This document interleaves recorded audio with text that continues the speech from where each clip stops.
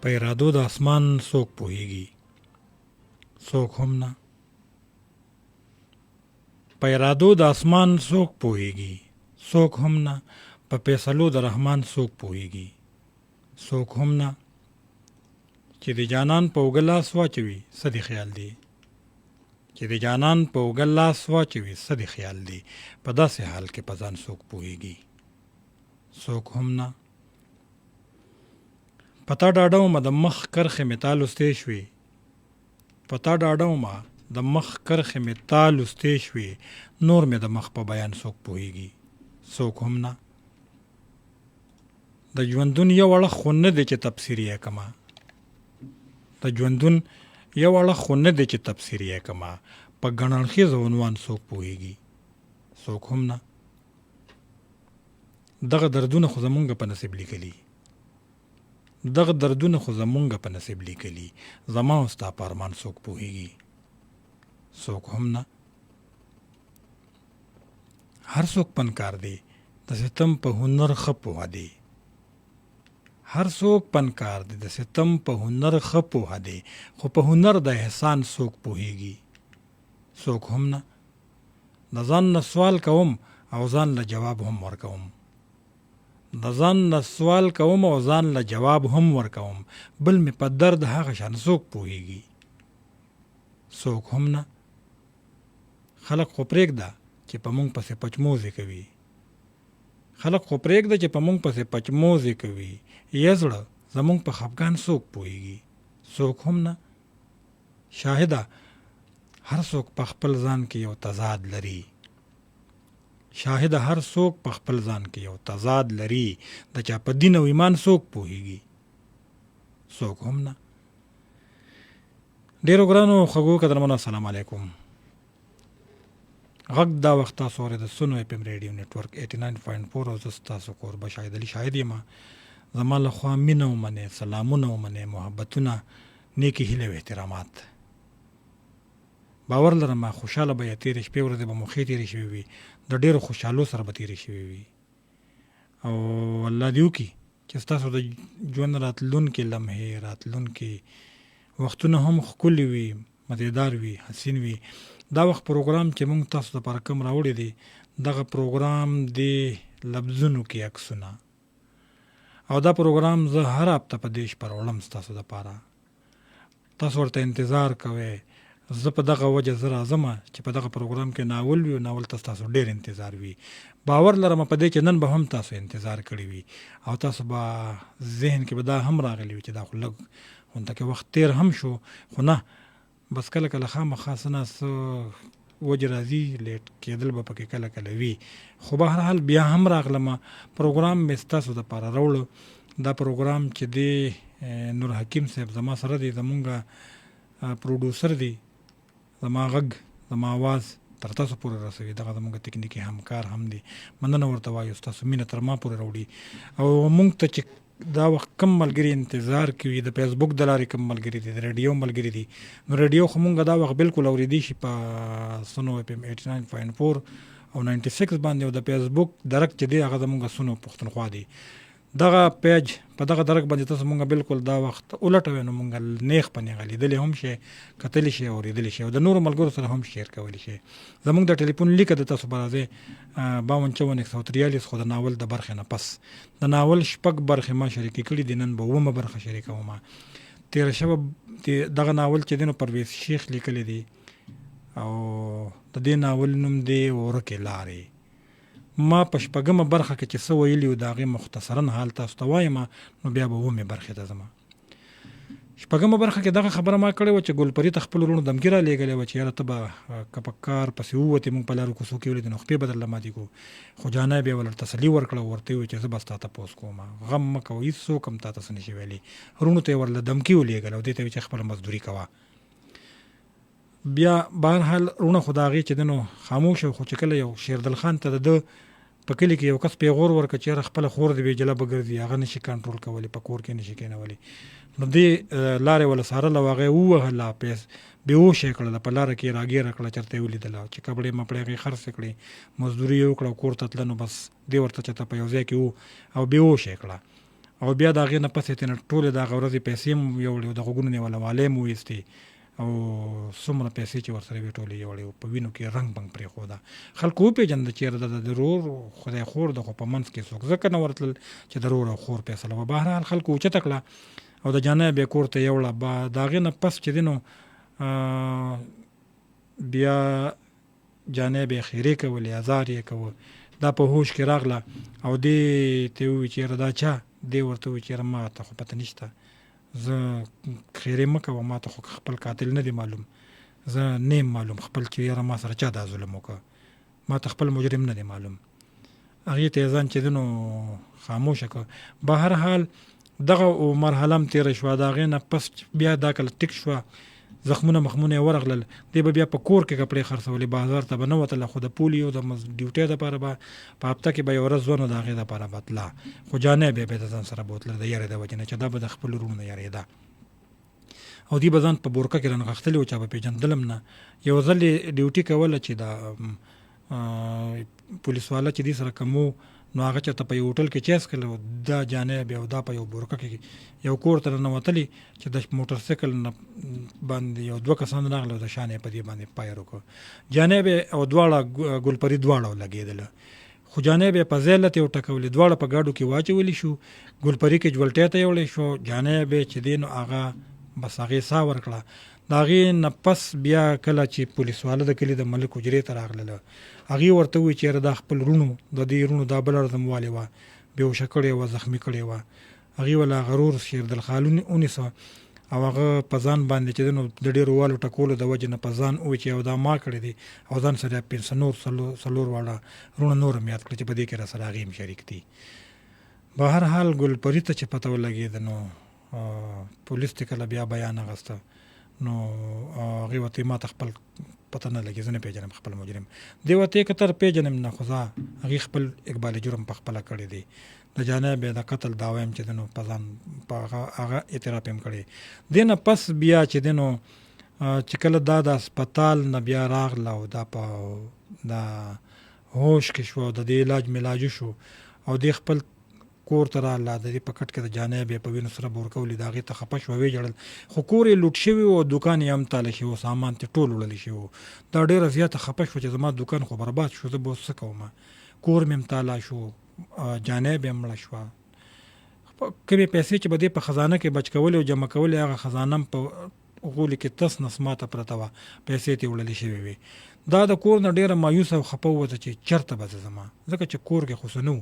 سیده د جانۍ بیا قبر لاړه، د هلته نه چې لاړه پاسېده بیا لاړه د رحیمداد کره او د هغه ښځې والا ډېره تبه تسلي ورکړه، په خیرالي د روټۍ موټۍ انتظام یې والا وکړه او چې په دې کې رحیمداد هم هغه ورسره کېناسته. بهرحال د رحیمداد په سره د دې خفګان هم په خبرو کې راغی، ځکه چې دې ورته کله د خپل دوکان د لوټ کېدو خبر وکړه چې زما دوکان لوټ شوی دی، نو هغه وخاندله او دا په دې خفه شوه چې تا دومره په بړک وخاندله، دا خو تاسو د یوې سوړې ماران یې، زما ترور مړه شوه، زما دوکان لوټ شو، تا وخاندل. هغه ورته بهرحال ما دې پسې نه دي خاندلې، ته به تسلي یې ورله وکړه، خو دا بیا هم خفه وه چې زه ځمه ډوډۍ ته هم نه ایزارېږم، ډوډۍ بس زه نه خورم ستا ته کور ډوډۍ. هغه ورته ټیک ده بس چې ځې نو سامان ځان سره واخله. دې ورته کم سامانه؟ وایي کم سامان چې ستا د دوکان نه وړلی شوی دی، که د یقین نه کېږي نو راځه. بویه تله د لاس نه یې ونیوله او د کټ د لاندې په کټونو کې چې د کټونو د لاندې یا په کټونو کې یا د المارو د پاسه چې کم سامان پروت و، دې وکته نو حیرانه شوه او بیا یې درته وویل چې یاره معافي غواړم او ته انسان یې وکته پرښتی، تا خو ما سره ډېرې ښېګړې وکړې. بهرحال بیا ورته دا خبره م وکړه چې دا چا کړي دي، کس یې م ورته وښود چې دا یو کس ما ته ووایي چې زما سامان دی، زما کور خالي کېږي، خانان را باندې کور خالي کوي او دا ځان سره یې که ما سره دلته امانت ایښی دی، خو چې کله ما وکتو نو دا د دوکان سامان، اوس چې تا خبره وکړه نو ما ته پته ولګېده چې دا ستا د دوکان سامان دی. بهرحال دې ورته ووایي چې یاره زما لکه کاره پیسې هم دي، هغه پیسو خبره مې ورته وکړه چې خزانه کې مې پیسې جمع کړې وې، هغه به مې ووایي څومره به وي، یاره ما ته پته نشته چې هر څومره وي. خو بهرحال د ټلیفون وکړه هغه کس ته، ورته ووایي چې یاره لکه هغه سامان چې دلته پروت دی د هغې څنګه ویاو، هغه به وایي ځان سره ته وساته. وی هغه د هغې هغه مالکه پیدا شوې ده او راغلې ده، وی هغې وپېژنده چې دا زما سامان دی او په تا هم رپورټ کوي او په ما هم رپورټ کوي. د ورته چې نیک رپورټ درنونه کې خیر دې سامان ولا ورکا خو ګوره چې رپورټ درنونه کې ورته نه هغه وی چې یاره 50,000 روپۍ وي زما په خزانه کې هغه موړي دي هغه بس چل کیږي ورته نیک قسم دې صرف 60,000 روپۍ وي 50 نه وي نه وي د کار سوی به هر حال د پاغه 50,000 روپۍ هغه دومره ویرو چې یاره پولیس والا بدر باندې بیا په والو ټکولو دا وی هغه وي چې دوی ټیک ته بس ورکا ولا بس 50,000 روپۍ مرکا ما سره په کور کې غوا ده هغه خرڅوم او بس هغه پیسې دل در کوم بلار بدنن په سبا ده به هر حال دینه چې ټلیفون بند او ورته سامان به خپل داغه کور ته وړي د شپې نن ما خام بیا راسه وې ځکه چې تا راوړې ته به وړي وی ټیک ته بس هم به زبې یو سم غم مکوا چې کله ټلیفون بند کونه ورته اوس ته څه خیال دی ورته نه بس 50,000 ته مال چې څومره پیسې ته ما په خزانه کې و ماغه ته واخله دوله شاباسي ورکړه چې شاباس لوري دا غي نه پس بیا د دې سامانم د دې کور ته لاړه هلته کوچ نه استاد خبره بیا کې د چې هغه ډیر د خپل متقیدینو نو د خپل شاګردانو نو ډیر زیات مایوس او شاعري مایری نور ورته ډېر نه لګي د خوشاعري څوک نشي پرې خو دی به هر حال شاعري به د خپل ځان سره کوله پټه پټه خو د مجلسونو نو د ملګرو نه زړه تورو چې په دغه دوران کې په وطن کې ډېر بد حالات او دماکې بکې دي خلک به زی په زی بچیدنو دهشتګردۍ کې دي شاعرانو د وطن په پاغې باندې لیکل کول بیا پکې په یو مشهور سکول باندې آرمي پبلک سکول باندې یو حمله شو چې دهشتګردو پاغې کې ډېر ظلم وکړ د ماشومانو سره ترهګرو او پاغې کې بیا د وطن د دانشورانو یو تنظیم جوړ شو هغه به سیمینارونه کول شاعران پکې د ځان سره شریک کړل زه په ځای په پروګرامونو کې دل چې یاره په یو کلی کې د اکبر خان اکبر په وجره کې یو پروګرام جوړ شو په شاړې بابا کلی کې او هغه کې امان غوښتل چې خپل پلار په دغه ځای کې بوزم او په دغه ځای کې کینوم او هغه پکې خپل برخه واخلي د پلار سره خبره وکړه چې دغه شانچل شوی دی پلار یې چې ما خو بالکل نه منل شاعرانو سره ناسته خو ټیک ته دا مقدس ده چې په دې کې ناستل مال پکار دی د ځان سره شاعري مایری خپل واغسته جمع کړ او چې کوم په ذهن کې واغې یاد کړه او پلار زوی ته و چې بس ټیک ته بومه ده د اکبر خان اکبر په ځای کې چې پروګرام و دی بوتلته الته طرح د خلکو لور کړي و مخ کې چې په دې باندې لیکلو کې اکبر خان اکبر ملګرو نن مې د ګلونو جنازې ولیدې دا طرح او پروګرام شروع کېده په هغه باندې خلکو لیکل کړي او دلم طرح ور کړی شو د په دغه دوران کې چې د کې صلاحیت وو د په طرح هم لیکل وکړل او د ټولو شاعرانو نه رسو را پاسو خو خلکو ول ډیر داد ورک د چې را پاسو نو د یو کتاب وی چې یو کتاب هم د کتاب نه پس په بیا چې دنو طرحي کلام ویما او بیا په شهیدانو مشومانو باندې هغه ته خپل پرزوی نه ویما نو دا کتاب دغه شان خبره وکړه چې نظر کړم په حالات او واقعیاتو د انسانیت نه مزړه تور شي او د انسانیت نه مزړه تور شي د نړۍ نورو قانونو ته چې ګورم پاک ربه د خپل نوم را پورې ورشي دغه پورې ما د ناول برخه ویلې وه شپږمه اومه برخه به د دې نه پس وایم ناول ورکې لارې او لیکوال پرویز شیخ او اومه برخه تاسو سره شریکوم د کیسې د ویلو نه پس د لاسونو پړکار شو د هغې نه پس کوچني استاد طرحي کلام وی په جنازو باندې لیدلی ما ګلونه مدام ملګرو نن مې د ګلونو جنازې ولیدې هغه غوټۍ هغه ګلونه د چمن ښایستو هغه غوټۍ هغه ګلونه د چمن ښایستو نن په هغوی مې پړندو سترګو خازې ولیدې هغه چې حسن ته یې زیړې پلوشې پسخېدې هغه چې حسن ته یې زیړې پلوشې پسخېدې په هغه ګلو مې د سرو وینو غازې ولیدې هغه مخ له ماشومان هغه ګلونه د قام نن د هغوی مې ترخې شیرازي ولیدې چې اوچت شوې کربلا کې و پسر د حسین هغسې ډېرې مې ملګرو سرې نیزې ولیدې هغه کورونه چې چغار و د توتیانو پکې کوچنیه نن مې پورې هغه دروازې ولیدې او دې نه پس د عقیدت یو څو شیرونه په زړه کې مې چې خیال د شهیدانو زی راځي نومونه مې په خوله د ماشومانو زی راځي راغلې پرښتې د اسمانونو جنازو لا په څنګ کې د سپرلي د سرو ګلانو زی راځي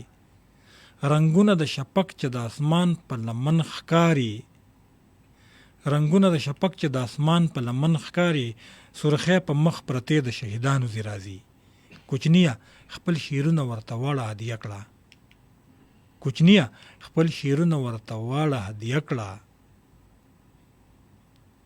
سلام له جرګې د شاعرانو زی راځي.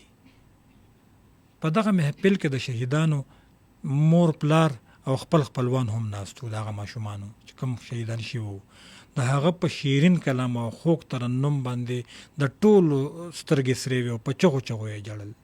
هر چا ته خپل واړه مخله ماشومان مخې ته ولاړو او په دغه جړا کې پروګرام ختم شو او هغه د اکبر په سهاره د سټیج نه کوشو.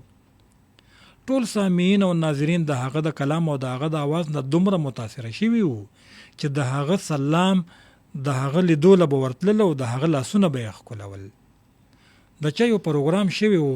ټول میلمانه د چایو څښلو دپاره پنډال ته لاړل او هغه او امان یعنې د هغه زوی یو خاص کمرې ته بوتلی شو. د چایو څښلو نه پس میلمانه ټول خواره شو. خپلو کورونو ته او طرفونو ته لاړل. خو اکبر هغه تللو ته نه پرېښود د کوچني استاد او ورته یې وویل ما له خو ایله د لالونو خزانه په ګوتو راغلې ده. او د هغه پلبدي کلام د هغه دومره خوښ شو چې ډېر په منت او زاره یې شپې ته په دې غرض ایثار کړ چې زه ستا نه نور شعرونه واورم. امان هم غوښتل چې زما پلار د ده سره شپه وکړي او د کوچني استاد د شاعرانه جذباتو او خیالاتو احساساتو پوره اظهار شي. په دې وجه باندې امان خپل پلار ته د یوې شپې د تېرولو اجازت ورکړ. ماښام تیاره کې امان د سبا راتلو او بیا د کوچني استاد د بوتلو په غرض کوچني استاد د اکبر سره پرېښود او په دغه واده اجازت واغسته چې انشاءالله سبا به زه راشم او تاسو به د ځان سره دلته نه اوچت کړم. هلته نه اجازت اوس واغسته. امان روان شو کور ته. لا نه ورسېدلې د کور په لاره و چې رنګ ورته راغی. هغه چې ټلیفون ریسیو کړ نو مسکۍ شو. پوښتنه یې وکړه ګلناز کال دې څنګه وکړه؟ ګلناز وویل کال مې ځکه وکړه چې زه کور کې یوازې یم. ته چې هر چېرته یې نو زر تر زره کور ته راشه. امان ته یوازې؟ د کور نور خلک چېرته دي؟ خدای مکه سبا د پیښه خو نه ده شوې که نه؟ ګلناز نه بلکل خیر دی هیڅ نشته خو زه یوازې یم. ته کور ته راشه نو نورې خبرې به بیا دلته وکړو. امان وویل یریږم زه لږ ساعت کې راځم. موبایل یې بند که جیب کې یې واچو او موټر سایکل له یې خپه ورکړه. چې بالا کلي ته ورسېده نو هلته په بازار کې هغې له پتیسه واغسته او د کور په طرف روان شو. ګلناز د هغه په انتظار کې ټوپک په لاس د کور مخې ته ولاړه وه. ګلناز چې د لرې نه د هغه د ګاډي رڼا ولیده نو په زړه کې یې د امید رڼا پیدا شوه او چې څومره به د هغه د ګاډي رڼا ورنږدې کېده نو دومره به د هغې په زړه کې یره کمېده. کله چې امان د ګلناز په خوا کې تیر که نو ګاډی چې د هغې په خوا کې تیر که ووړي د خپل کور طرف ته نو ګلناز ورته د شات د یو سایډ نه ټوپک ونیسه او ورته یې وویل ودرېږه چې وړاندې تیر نه شي. د هغې په دمکۍ باندې هغه ګاډی ودره او هغې ته یې په یره وکتل. هغې یو ځل بیا په چغه ووي هینډز اپ. هغې چې کله د لاسونو اوچتول ووینو په یره انداز کې لاسونه اوچت کړل او ګلناز د هغه تلاشي واغسته. پیسې ورسره ټولې په جیب کې پرېښودې او پتیسې ته یې واغسته. بیا ورته وویل ځه مخکې تېر شه. هغه په حیرانتیا وویل ګلناز په دې روپ کې خو ته ما په اولني ځل ولیدې. ګلناز وویل دا ته یریږه مه زه تېر شه مخکې. امان وویل څه دې ووې یریږه مه که زه یرېدې نو په دې شاړو کې به ګرځېدم. دې سره هغې امان مسکۍ شو مخکې تېر شو. هغه د خپلې کوټې مخې ته موټر سایکل ودرو او دننه لاړه. کله چې خپلې کمرې ته لاړه او کېناسته نو ګلناز هم ورپسې ورغله او ویې ویل ورته څنګه مې ویارولې منې که نه؟ امان وویل واقعي ما ستا جمال لیدلی و خو جلال نه او نن مې دواړه ولیدله. ګلناز وویل بابو ته رښتیا ویرېدې که نه هسې وې؟ امان وویل ګلناز زه د ټوپک نه او د هر هغه چا نه یریږم چې په لاس کې یې ټوپک وي ځکه چې ټوپک نه خپل پیژني او نه پردی او نه د انسان د نیت په بدلیدو کې وخت لګي. که تا د ټوپک په ماشه چرته ګوته راښکلې و نو ستا څه خیال دی چې ستا ټوپک به په ما ډز نه وکړي؟ ګلناز وویل ته جوړې خفه شوې یاره ما خو تا سره ټوکې کولې. امان وویل ورته ما سره داسې علم نشته چې د چا د زړه او د نیت معلومات راته وشي. ګلناز بیا وویل آیا ته په ما هم شک کوې؟ امان وویل ورته شک په هر چا کېدی شي خو اعتبار په هر چا نشي کېدی. ګلناز وویل په هغه هر چا کې زه هم شامل یم. امان وویل بالکل همدغسې ده. ګلناز بیا وویل بابو ته دومره د مایوسۍ خبرې ولې کوې؟ که زما نه خفه شوې نو زه درنه معافي غواړم، پلیز ما معاف که. امان وویل ورته ته معاف کېدی شي خو په یو شرط چې توبه به وباسې او دا به وایې چې داسې کار به بیا چرې هم نه کوم. ګلناز وویل زه یو توبه نه په څو کرته به وباسم. امان مسکی شو، ورته وویل بس ټیک ده وشوه، ستا توبه دې قبوله شوه، اوس لاړه شه او ماله ډوډۍ راوړه. ګلناز وویل بابا نه راځي؟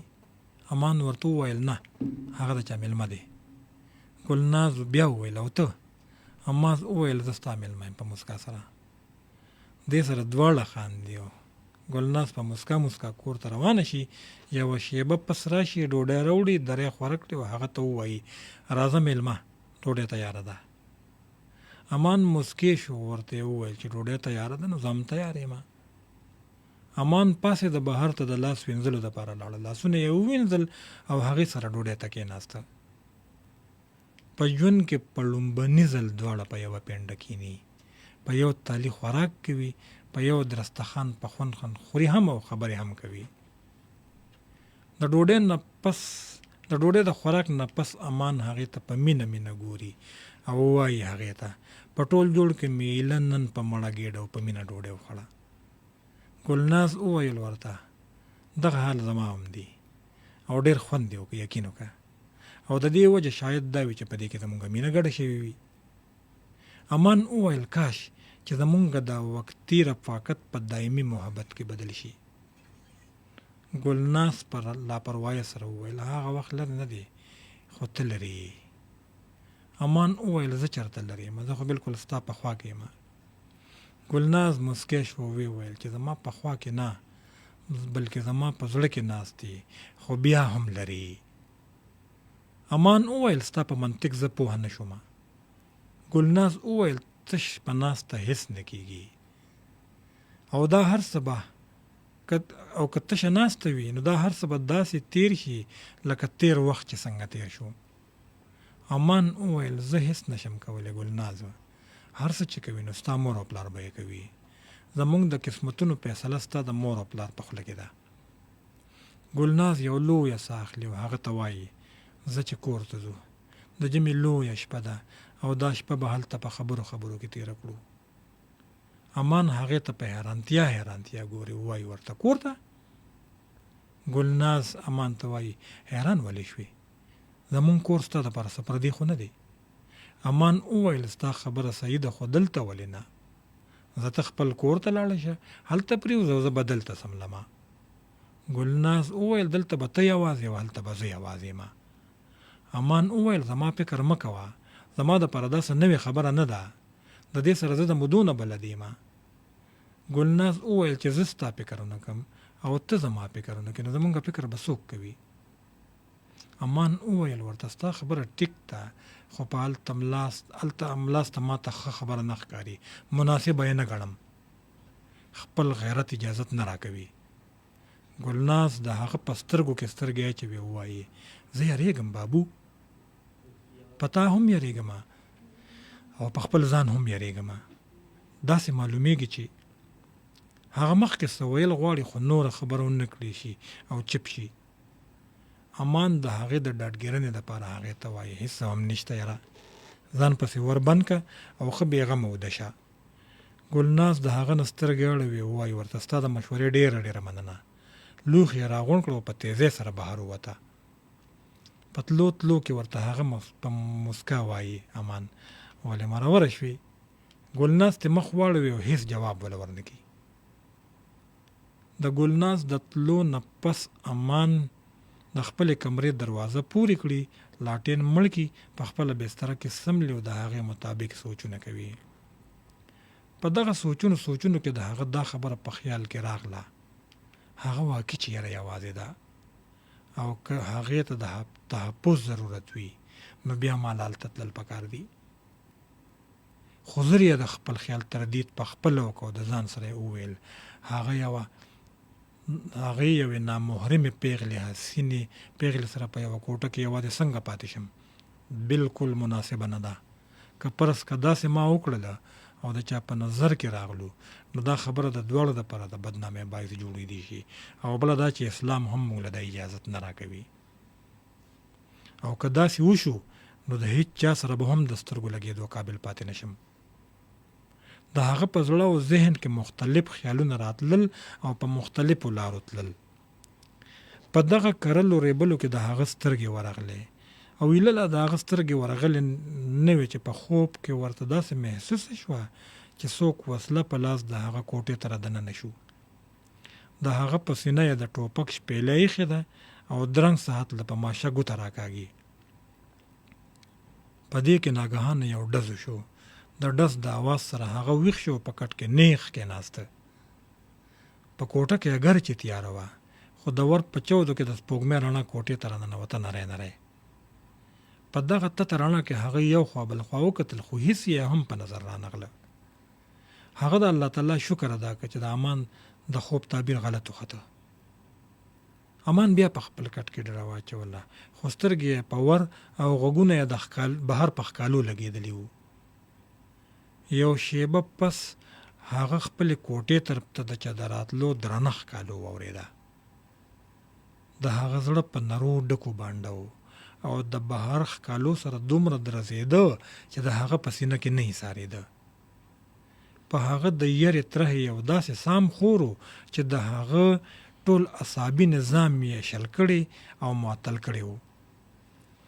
د هغه وجود زیږ شو او ویښته د پړسېدلو منډانو په څوکو نه یې غودرېدل.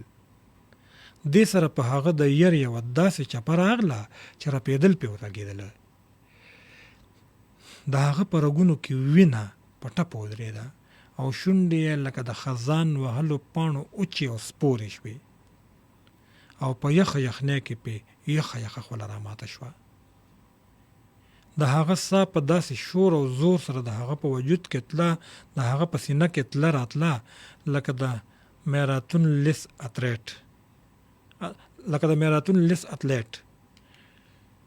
دې سره هغه د ور ګړب هم واورېده او د ټوپک د بوټ کړچ یې هم واورېده. هغه چې د ور په چودونو کې د چا سوري ولیده، نو داسې ورته ثابته شوه چې د هغه د خوب تعبیر غلط نه بلکې صحیح ثابت شو. د هغه پوخ یقین شو چې د هغه مرګ تابع شوې ده او د هغه مرګ یقیني دی. یو خو هغه په خپل ذهن کې د خپل ژوند پاتې ساګانې شمارلې او بل طرف ته په خپل خوله د آیات الکرسی ورد شروع کړ او کلمه شهادت یې هم په خپل ژبه تېروه. یوه شیبه پس دروازه پر ورو ټکېده. د دروازې د ټکېدو سره د هغه زړه بیا په درزا شو. د امان په خوله دا ناکنګ په دې غرض و چې زه ور لرې کړم او ښه په اسانه مړ شم، قتل شم.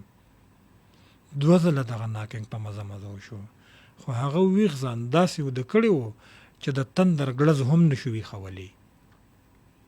په 3یم ځل چې ناکنګ وشو او هغه څه اخ ټوخ نه کړ، نو یو تریخ ډز وشو. ډز سره د ویش او منډې اواز هم راغی. دغه منډه لا روانه وه چې د کلاشنکوف یوه زبردسته مکمله خوله وچلېده او بیا د هغې نه پس مکمله خاموشي شوه. شپه پخېده، شپه تېرېده، سپوږمۍ موسېده او پرخه ورېده، خو هغه د دې هر څه نه بې نیازه په چپه خوله په خپله بستره کې پروت و. هغه لا د دې واقعه په باره کې سوچ کوه چې په موبایل یې رنګ راغی. هغه غیر ارادي ته موبایل راوچت که، خو د موبایل د ریسیو کولو توان پکې نه و. موبایل د هغه په لاسو کې کړنګېده او اخر رنګ ختم شو. موبایل په خپله بند شو، خو د ریسیو نه که. یوه شیبه پس بیا په 2یم ځل په موبایل رنګ راغی او د موبایل راواغسته ریسیو یې که. تپوس ته وشو، بابو څنګه یې، بچ خو یې که نه؟ ده وویل ګلناز، زه الحمدلله بالکل ټیک ټاک یم. اوس وده شه او نورې خبرې به سبا کوو انشاءالله. د کال د اخرنۍ ټکي له د هغه په خوله کې و چې د بالا ګڼې د جومات نه د سحر د اذان آواز راغی. په اوس پاسم دادې پاسم او درنګ له پاسم او لږ ساعت پاسم په دې چل کې ډېر ساعت تېر شو، خو امان د پاسېدو هڅه ونه کړه او تر هغې پورې په کټ کې لڼه اوږد کېده چې تر کومې پورې ګلناز کوزه په لاس ګرمې اوبه نه وې راوړې. هغې ګرمې اوبه راوړې او دروازه یې وټکوله. بابو ویښ یې کودی، اواز یې ورکړ ویښ یم دا دې درغلمه. امان پاس یې د دروازې کولاو کړه، د ګرمو اوبو کوزه یې د هغه نه واغسته او هغې ته یې وویل راځه ګلناز ته کښېنه، زه د مانځه تیارې کومه. امان د ګرمو اوبو کوزه واغسته او شاړه کې بهر روان شو یو طرف ته چې اودس وکړي. او ګلناز د هغه د تلو نه دا پیاده واغسته چې کلاشینکوف یې یو طرف ته کېښوده او د هغه په بستره کې یې څملاسته. د هغه په بړستن کې ورننوته. د هغه بستره ګرمه هم وه نرمه هم وه. هغه کوټې ته د راتلو سره د کوټې په یو ګوټ کې مسله خوره کړه او په مانځه ودرېده. د مانځه نه پس هغه ذکر اذکار تسبیحاتو نه پس یو لویه دعا وغوښته او د خپل ځان او د ګلناز د سلامتیا شکریه ادا کړه د خپل الله نه. د دعا نه پس چې کله هغه په خپله بستره کې هغه ولیده، نو داسې یې ورته په زیر زیر کتل لکه چې د هغه په نظر کې څه مایوسي وي، او داسې مایوسي لکه یو نیمګړی نیمه خوا مین چې د خپلې مرحومې رفیق حیات قبر ته ګوري او په خپل خیال کې د خاورې د ډیرې د لاندې په ابدي خوب د هغې سره هم کلام وي. هغه یوه شیبه لکه د بوت په غټو په خاموش سترګو په چپه خوله هغې ته کتل او په رپېدلو لاسو یې ورو د هغې د مخ نه د بړستن پله اوچت کړ. د دنیا ټولې د لاویزه وږمې او د حسن ټولې لبریزه خزانې هغه ته برسېره شوې. د هغې سترګې د ځوانۍ په خوب ورغلې وې او خوبولې شوې وې. د واپس د هغې په مخ بړستن واچوله، په کمره کې خپه خپه ګرځېده مایوسه او د خپلو قسمتونو د فیصلو ورځو ته انتظار کوه. هم په دغه اړه یې سوچونه کول چې د ده د قدمونو په ښکالو د هغې سترګې وغړېدې او مخ یې د بړستن نه راوویسته او د ده په مایوسه او د ده مایوسۍ ته یې وکتل. دی په کمره کې خپه ګرځېده. هغې چې ورته وکتل په کټ کې رانیغه شوه، کېناسته او پوښتنه یې ترې وکړه بابو ګله ناشته دې کړې ده؟ هغه هېڅ جواب ورنکړ. دا ځان سره وایي چې ما ناشته نه ده راوړې، نو تا به د کوم ځای نه کړې وي. زما په خبرو خفه نه شي بابو ګله، زه ځم او ستا دپاره د ناشتې بندوبست کومه. هغه لاړه او لږه شېبه پس راغله ناشته یې د ځان سره راوړه. دواړه کېناستل او ناشته یې وکړه. د ناشتې کولو نه پس امان پوښتنه وکړه بې ګډه دې تا کړې وي؟ هغه مسکی شو او ویې ویل دا تپوس دې ولې وکړه؟ امان وویل اگر چې ما ته پته ده چې ډزې تا کړي دي، خو تپوس مې درنه ځکه وکړه چې زما یقین هم پوخ شي او د ډزو وضاحت هم شي. ګلناز وویل بېګا تا ته ور ډبېدلی و؟ امان وویل او 2 ځله په مزه ډبېدلی و، چې په 3م ځل وډبېده نو زما په دې تا په ډز جواب ورکړه. ګلناز وویل تا ته ور چا ډبولي و؟ تا ور ولې لرې نه کړه؟ امان وویل د هغه راته هېڅ معلومات نشته چې څوک و، خو که زما نه تپوس کوې چې تا ور ولې لرې نه کړه، نو ما په دې وجه لرې نه کړه چې په دې خبره باوري ومه زه چې دغه چې هر څوک و نو زما په قتل پسې راغلی و، زه یې غرض یومه. د هغه زما غرض یو، په ما کې غرض و. ګلناز ترېنه تپوس وکړه ستا چا سره دښمني شته؟ امان وویل نه څه دښمني مې داسې نشته چا سره، ما د چا سره په ژوند کې هم څه دښمني نه ده کړې، داسې څه خبره نشته. ګلناز وویل ورته ګوره بابو تا ته ما بېګا وویل زه چې کور ته لاړ شو د جمعې ډېره اوږده شپه ده، دا به دواړه په خبرو کې تېره کړو، خو تا ماله زما د خبرې په جواب کې داسې جواب راکړه چې ته کور ته لاړ شه او زه به دلته څملم. بیا مې درته وویل چې ګوره دلته ته یوازې یې ولته زه یوازې یم. د هغې په جواب کې دې ما ته وویل زما فکر مه کوه زه یې خبرو سره بلد یم. د هغې نه پس دې بیا ما له دا مشوره راکړه چې ته بېغمه ځان پسې ور بند که اوده شه، داسې ده که نه ده؟ امان وویل بالکل هم دغه شان ده. ګلناز وویل ګوره ستا په زړه کې زما دپاره څه نورې خطرې وي، خو زما په زړه کې هغه حادثاتي خطره وه چې د هغې د کېدو امکان و. ما ستا مشوره ونه منله او ټوله شپه مې ټوپک په لاس خپله او ستا څوکۍ کوله. ګوره بابو ستا خپل نوم امان دی، اگر چې امان دی، خو زما مور تا ته عارف جمال، زما مور او پلار تا ته عارف جمال وایي، ځکه چې ستا کړوړه او ټول اندازونه کت کامت او خبرې اترې بالکل زما د مشر رور د مړ رور عارف جمال په شان دي. هغوی ځکه تا ته عارف جمال وایي، خو زه تا ته عارف جمال نه وایم، ځکه چې تا نه زما نور کوم امیدونه دي نو زه تا ته هغه نشم ویلی. او بابو چې درته وایم نو بابو زمونږ په معاشره کې یو معذبه کس ته ویلی شي.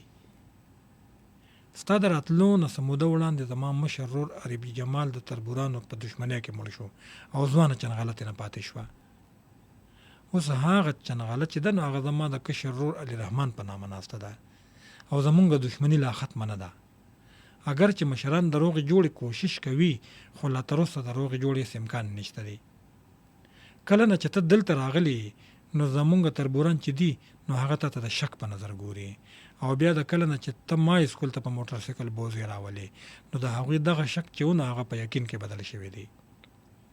امان وویل د هغوی چې د تاسو سره بدي ده نو زما په باره کې د هغوی شک او یقین څه جواز لري. ګلناز وویل ورته ټیک ده ستا خبره چې د هغوی زمونږ سره بدي ده، خو د هغوی سترګې چې دي نو هغه په ما لګېدلې دي او د دشمنۍ د ختمېدو په بدل کې هغوی ما غواړي، زما په تلاش کې د پلار او مور نه ما غواړي. امان وویل یعنې ستا د خبرې مطلب دا دی چې هغوی ته په سوره کې غواړي؟ ګلناز وویل او همدغسې ده، خو زما پلار دې رشتې ته تیار نه دی. ګلناز وویل بیا امان ته تپوس وکړه چې ستا مور او پلار خو نه دي تیار دی رشتې ته، او ته؟ ګلناز وویل زه تیار یم رشتې ته، خو د هغوی نه بلکې ستا رشتې ته تیار یم. او مسکی شي. امان وویل لکه چې ته وایې چې دا حرکت ستا تربورانو د طرف نه شوی دی؟ ګلناز وویل بالکل یقینا هم داسې ده. امان وویل او که ته مجبوره شې نو بیا؟ ګلناز وویل دا خبرې په ما بدې لګي، ما سره داسې د مایوسۍ خبرې مه کوه پلیز، زما ذهن هغه طرف ته نه ځي، هغه ستا طرف ته ځي.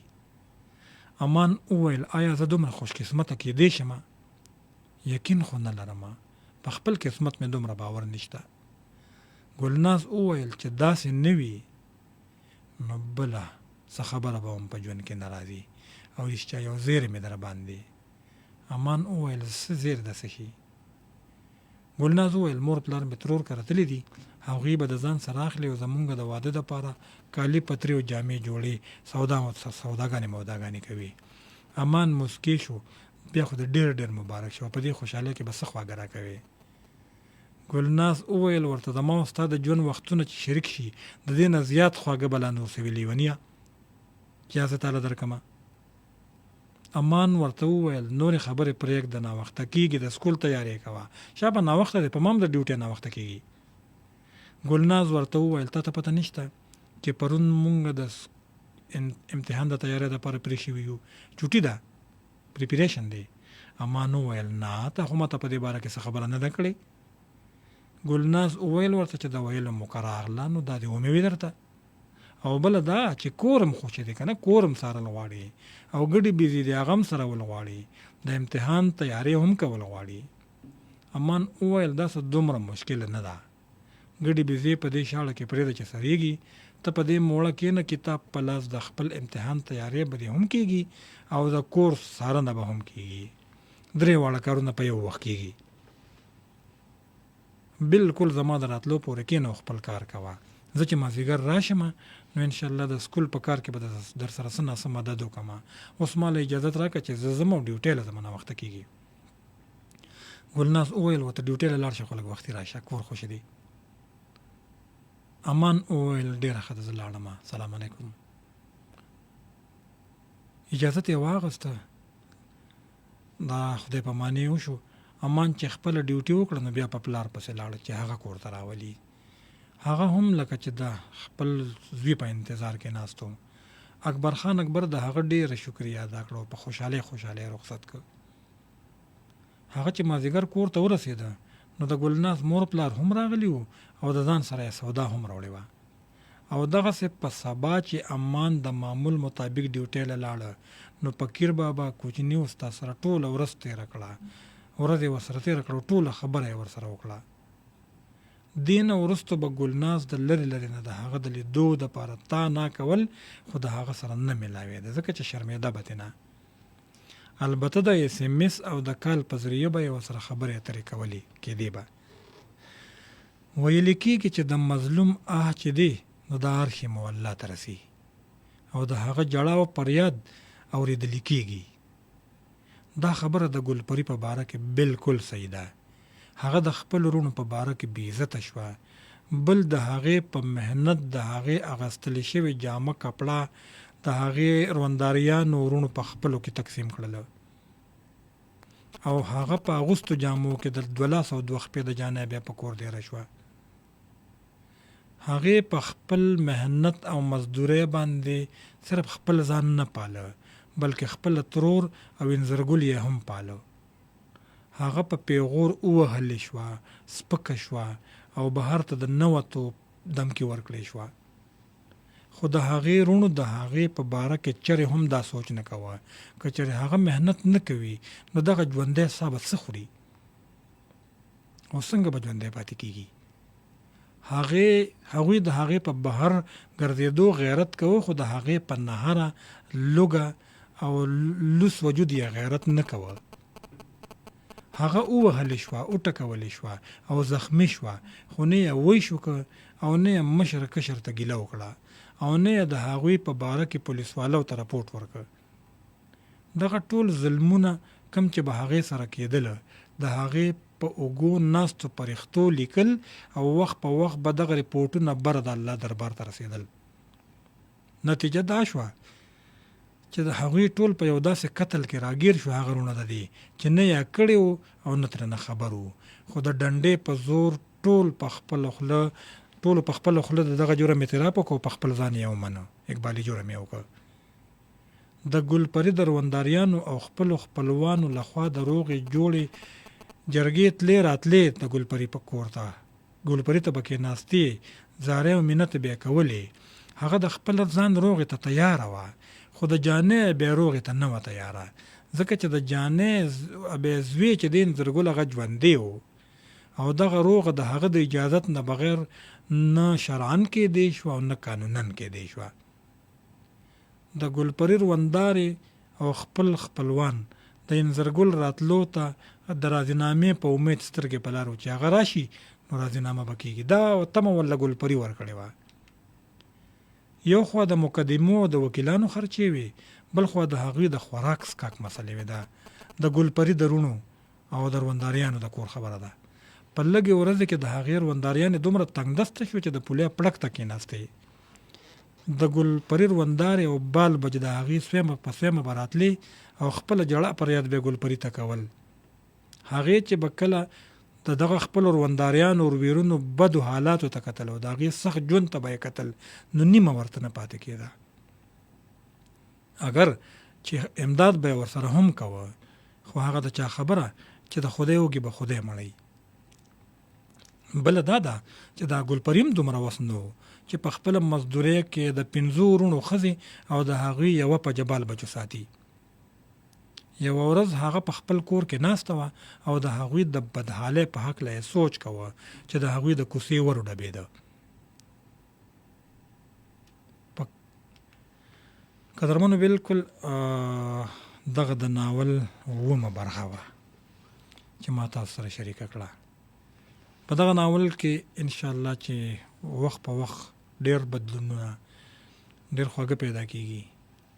یو خبره دا مخې ته راغله که نه چې تاسو وګورئ چې ګلپري سره دې رونو څومره زیاتې کړی و چې دې خپل پلار په خپل ایک یوازې سر سنبال کړی و بغیر د کور نه. په شاړه کې د دې کډه پرته وه او په شاړه کې د دې د پلار نه ساه وتې وه. د هغې د کفن د پن خرچه هم دې وکړه، کرس پورې وکړه او بیا خلاص کړه. د دې رونه راغله صرف جنازه وکړه او ګلپري دې دمکۍ ورکړې چې زموږ پلار ستا د وجې نه مړ شو. هم د هغه رونو د د وجې نه دا څومره ذلیله شوه، څومره وټکولې شوه. اوس د هغې بچي ناست دي دې ته منتونه کوي. دا الله تعالی ګوره چې څوک چا سره ظلم وکړي نو هغه ته بیا وباسي. یو خو پکې دا خبره مخې ته راځي، بل په دې کې نور ډېرې کیسې مخې ته راځي. وخت په وخت په دې کې نویواله راځي او داسې رښتینی حقیقت ته چې زموږ په معاشرو کې دا کېږي. قدرمنو، زه د خپل ټلیفون لیکې ته خو خیر یو ملګری به د ځان سره اخلم، یو ملګری نیمه اخلم، ډېرو کسان نشم اخیستی ځکه چې وخت را سره نشته. السلام علیکم. وعلیکم السلام ورحمت الله وبرکاتہ. شاهد علي شاهد ډېر مینې او ډېر دعاګانې او ډېر سلامونه. مننه. څوک خبره کوي؟ مدني چارسد روډ بخش بولنا. پروګرام ناول در سره واورېده؟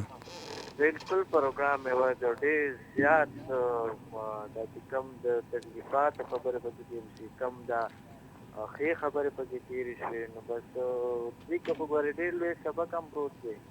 بالکل انشاءالله. نو بس موږ ته پکار دي چې د دې خلکو د دې شیخ صاحب د دومره وضاحت او د دومره ښکلی انداز کې راوړي، نو دا یو کمال غواړي، یو چې کوم دی محنت غواړي.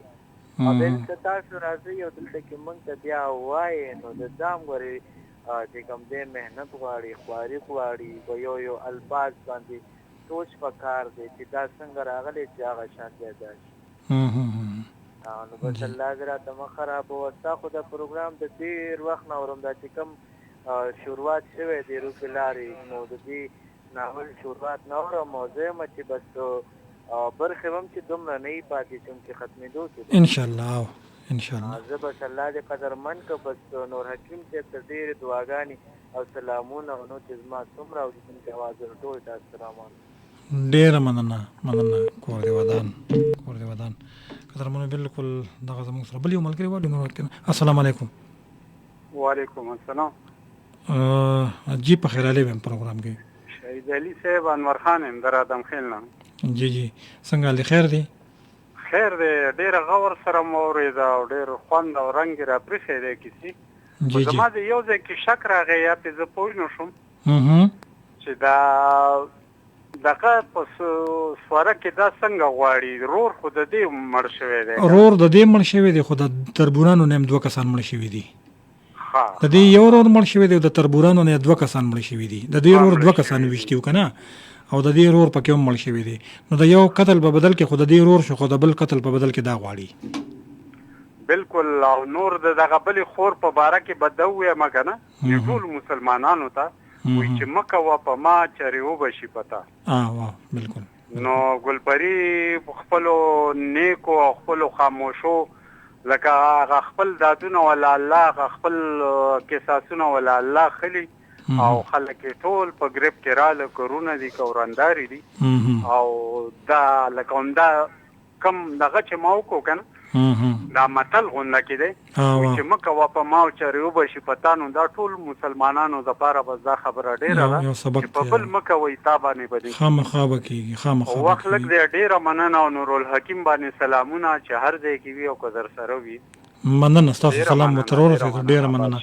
قدرمنو، بالکل دغه زموږ اخرنی ملګری و، بس بل ملګری نالو ځکه چې وخت نشته او تر دې وخته پورې زموږ او ستاسو ملګرتیا وه. د ناول 2مه برخه تاسو واورېده زموږ سره. په کار خو دا ده چې ما ستاسو کال اغوستی خو وخت را سره نشته، نشم اغوستی. انشاءالله څومره ملګرو چې موږ دا وخت واورېدو، چې کومو ملګرو په ټلیفون هم کوششونه وکړل او موږ وانه غوستلی شو د وخت د کمي د وجې نه، د هغې هم ډېره زیاته مننه کوم. او کومو خلکو چې د فیسبوک د لارې موږ وکتو، کمنټسونه چا وکړله، څومره SMS چې راغلي دي، د دغه ټولو ډېره زیاته مننه کوم. او کومو ملګرو چې په خاموشۍ سره پروګرام واورېده د هغې د ټولو نه زیاته مننه کوم. ما له اجازت راکړې خو په تلو کې به دغه یوه خبره وکړم چې د خپل ځان ډېر زیات خیال وساتئ، ځکه چې خپل ځان دا یوازې د خپل ځان نه وي. ستاسو په سوري به ډېر خلک ژوند کوي، ستاسو به د چا دپاره ژوند کوي. د هغه خلکو دپاره د خپل ځان خیال وساتئ، د کومو خلکو سترګې چې ستاسو لارې ته دي. او بیا د خپل ځان نه د هغه خلکو خیال ډېر وساتئ چې کم خلک خپل خیال نشي ساتلی او ستاسو محتاج دي، ستاسو لارو ته ګوري. ما له اجازت راکړې تر بل پروګرامه پورې هر چېرته چې خواږه خوبونه مو په برخه. سباون مو روښانه ښاد آباد او بریالي اوسئ.